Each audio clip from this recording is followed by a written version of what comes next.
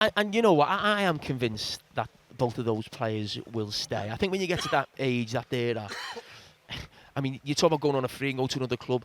I find it difficult not to believe that they wouldn't get clubs. They're two of the best players in the world in their positions. But there's not many clubs out there the way clubs are run now with sporting directors who will say, I'll give a 34-year-old player 400 or 500 grand a week. I mean, clubs are not set up like that now. They probably spend it themselves on maybe a 22, 23-year-old who they think are getting a bit more longevity out. And that's probably where Liverpool are a little bit now. But it's different because they've been such legends for the club.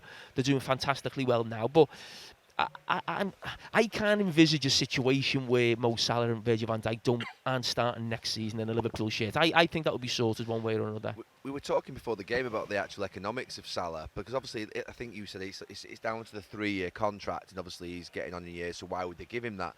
And it's 400 grand a week, which is just absolutely mind-boggling. But 400 grand a week is 20 million a year. Times that by 3 years is 60 million. That's what Mo Salah's asking for. It's a lot of money.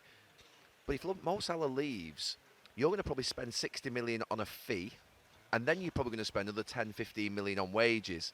So you're going to probably spend 100, 120 over the next 3 years to replace Mo Salah with a player that, to be fair, more than likely may not do what Mo Salah's going to do. More than likely not going to do what Mo Salah's going to do. And it's that thing about when you've paid a fee for a player once, you don't like paying the fee for them again almost like, and that's what Mo Salah, probably Virgil van Dijk and Trent are making sort of Liverpool do. They're probably making them re-sign them twice as if they're not their player, and that does hurt a football club. We had it at Salford. Sometimes you sign a player and they've 2-year contracts, and then they come to the end and you think, hang on a minute, you've got signed again because we own you now. There's a little bit of that with it as a club. But it doesn't work like that. You know, the Bosman ruling changed everything in football, and obviously rightly so for the player. But just that's the thing with the economics of the Mo Salah thing. Yeah.